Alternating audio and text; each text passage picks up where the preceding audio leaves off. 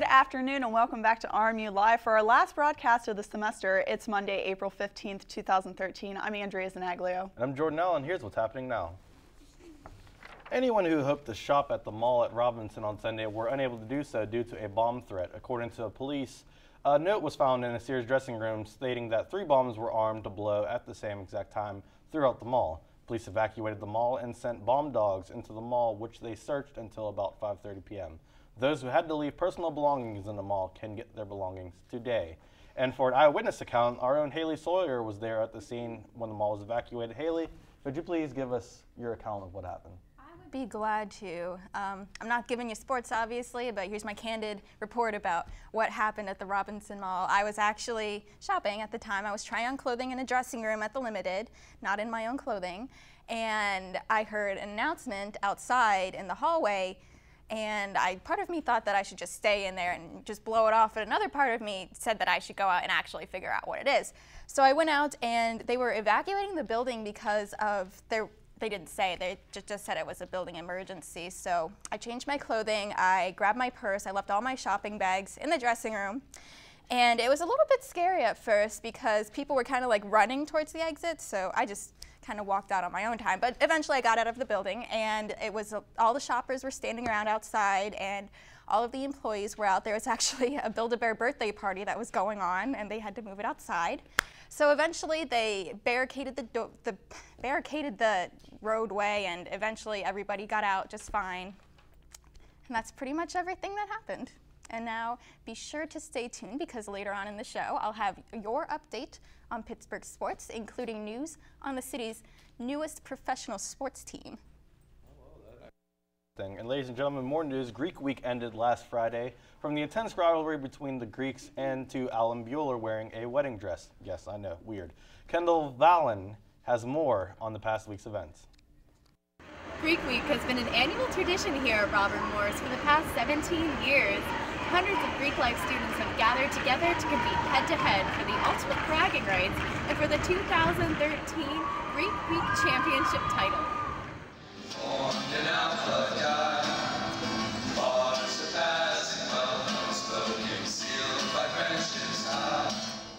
This week-long competition was a chance for Greek members to celebrate the spirit of being a part of a fraternity or a sorority. Through daily events, each member was able to take pride by representing their team, by cheering on their brothers and sisters, hoping for a victory.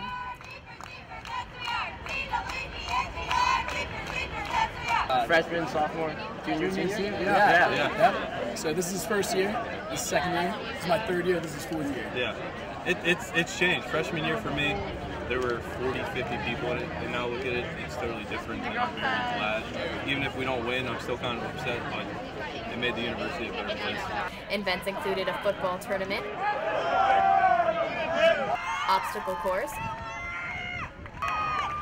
Hey, I don't outside basketball, volleyball, and with the air band performances to end with the week.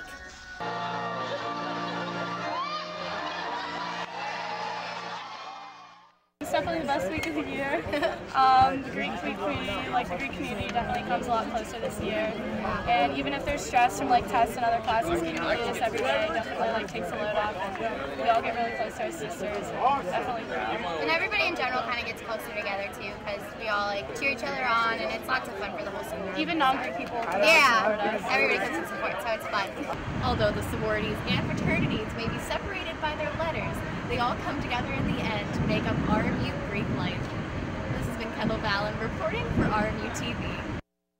And once again, congratulations to KDR and the Zetas for being the overall champions for Greek Week 2013. Next Monday, RMU's media management class will be showing their support to hockey player Chris Kushnerick by setting up a photo booth to record best wishes to the RMU alumni in his battle with cancer. Brooks Bratton has more. Chris Kushnerick played for 2013 NCAA Men's Frozen Four host Robert Morris University from 2008 until graduating in 2011. He scored 27 goals for the Colonials during that time and was captain his senior year. He went on to play professionally, most recently with Bakersfield of the ECHL. This past summer, the 25-year-old was diagnosed with cancer. His former teams, as well as the college and professional hockey world, have rallied around Chris in his fight against the disease.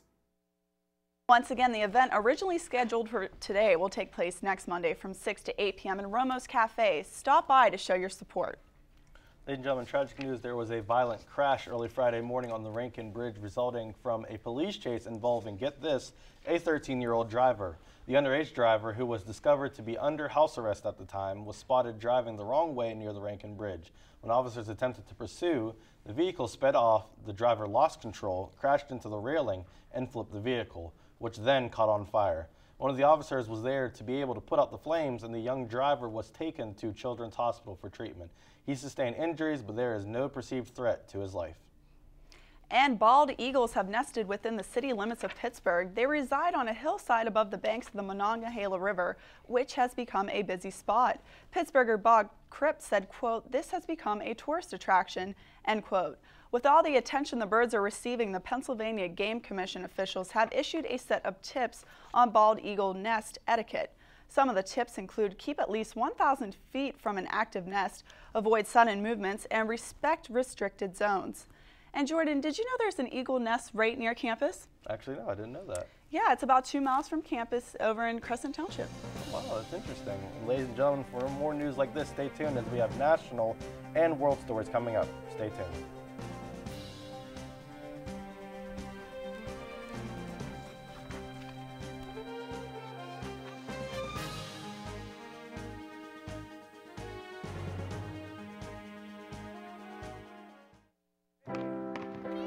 These boys are my heroes. They come every week to spend time with my children. At Robert Morris University, every student is expected to reach out to others. They can teach them something no one else can. Wisconsin. They're role models to the children, and homework comes way before sports. Their grades have improved, and their lives are just a bit richer. Okay. What they do for my kids is truly wonderful. Change someone's life. It changes yours forever. Robert Morris University. I call them my lifeline. People don't realize how quickly you can end up on the street. One thing happens in your life, medical bills you can't pay, lose your job, and that's it. At Robert Morris University, every student is expected to reach out to others. We went to DC to work with the homeless. They sell a newspaper called Street Sense. Thought I'd help. But if you want to give more, you can. This person came up to me and said, "Get a job." And for 2 hours, I felt what it was like to be homeless. Good morning. $1 help on. Some of the other students said, "How can we change this?" And I said, "Sometimes you can't change the world, but you may be able to change one person's world." My dream? Open a psych clinic for people on the street. Change someone's life. It changes yours forever. Robert Morris University. A Texas native committed suicide late on Saturday at the National Rifle Association-sponsored NASCAR race during the NRA 500 Sprint Cup race.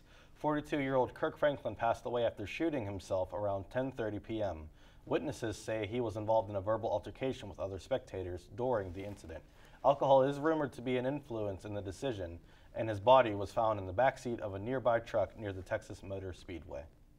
Several avalanches occurred in Washington State on Saturday, killing one woman and trapping a man in the snow. 61-year-old Mitch Hungate was hiking with 2 friends when an avalanche hit. Hungate became trapped while his 2 companions managed to escape mostly unscratched.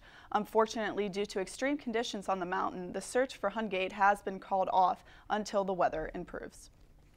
In other news, a prisoner escaped from his prison in France this past week. Redouane Faïd has warrants in 26 countries and is currently on the loose. Fred Pleitgen has more. The French government is calling the prison break an act of war, involving explosives to blast through the heavy doors, with 4 guards briefly taken hostage. All the work of this man, Redouane Faïd, a well-known criminal mastermind. A witness to the escape described the scene. J'ai vu d'abord un premier gardien pénitentiaire passer. I first saw a prison guard walk by, followed by someone dressed in civilian clothes who was holding the gun to the guard's head. So I got a little scared and I hid in the room. It's not clear how Redouane Faïd managed to get explosives. France's justice minister rushed to the prison and says a Europe-wide manhunt is now underway. Il n'y a pas de victimes. Heureusement. There are no victims, thankfully. We came close to a tragedy, so I perfectly understand that the prison staff representatives voiced their worry, their anger, their fury. Now we start working together. That's what we have done for more than an hour and a half, to examine problems, to hear their proposals, and then see what can be done in the present situation when, unfortunately, we don't have unlimited means. Redouane Faïd's criminal exploits have made him something of a celebrity in France. Known for robbing money shipments from armored trucks, he spent almost 10 years in jail. He says he modeled himself after the lead characters in movies like Heat, and even saw the movies almost like instruction manuals for his heists. Faïd's lawyer says he's not surprised his client broke out. C'est aussi un garçon qui est remarquablement intelligent. It is also a young man, remarkably intelligent, and he is using his intellect to serve his ambitions, and I think he has so many years in prison behind him that he thought it was one too many. Now, Redouane Faïd has all police forces in Europe looking for him, after one of the most spectacular jailbreaks in recent history. Fred Pleiken, CNN, London. Faïd is still armed and dangerous and is being searched for all over the country. Police hope to get the mastermind behind bars very soon. Venezuela is preparing for its next elections, and Americans are hoping that the new president may be able to patch relations between Venezuela and the U.S. To talk more about the upcoming elections is Rafael Ramo with the details. This will be Venezuela's third major election in the last 7 months. Back in October, Venezuelans elected the late Hugo Chavez for a 6-year term. Last December, the South American country held gubernatorial elections for all 23 states. Sunday's election will be held to replace Hugo Chavez, who died of cancer on March 5th. The winner will be in power until 2019. In the October presidential election, more than 14.7 million Venezuelans cast ballots.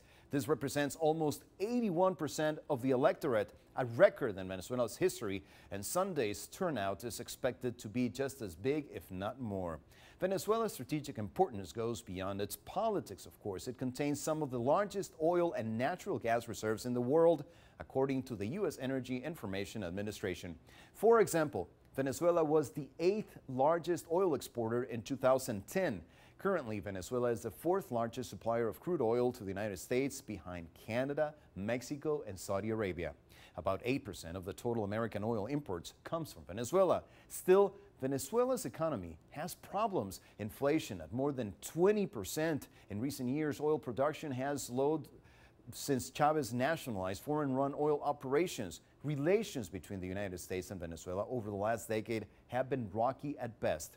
In 2008, both countries expelled each other's ambassadors, but then they were reinstated the following year when President Obama took office. In 2010, the United States expelled the Venezuelan ambassador again after then President Chavez refused to accept the Obama administration's ambassador nominee. Rafael Romo, CNN, Atlanta. Although the campaigns are over, this will be a crucial election to determine the future of Venezuela. Be sure to stay tuned for coverage of the elections. An attack on a Mogadishu courthouse leaves 16 dead after 9 al-Shabaab Islamic extremists stormed Somalia's main court complex. Officials are reporting that the 2-hour attack consisted of a barrage of bullets and 2 car bombs that exploded. We will have more on the story as it develops. And coming up on RMU Live, we have Haley Sawyer behind the sports desk and Mike Funyak with your weather forecast. Stay tuned.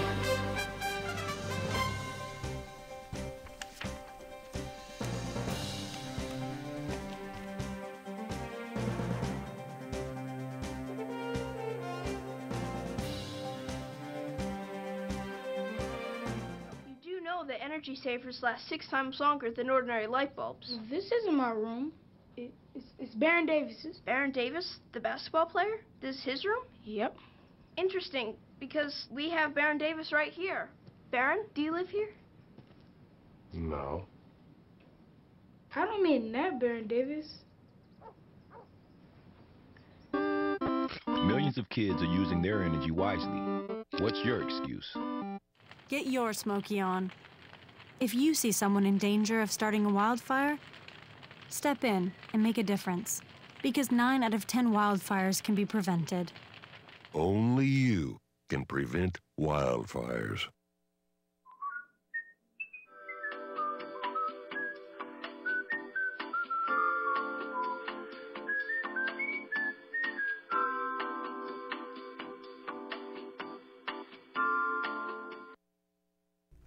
It's me again. This time I'm not talking about my crazy shopping experiences, but rather Pittsburgh sports.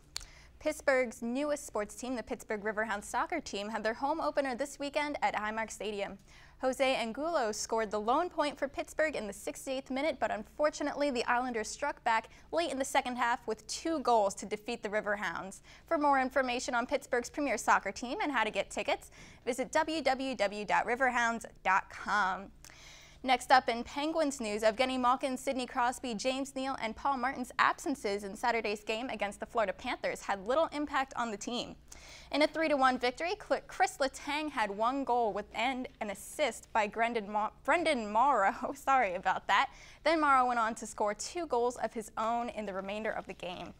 The Penguins have also signed Quinnipiac goaltender Eric Hartzell to a 1-year contract that will run through the 2012-2013 season.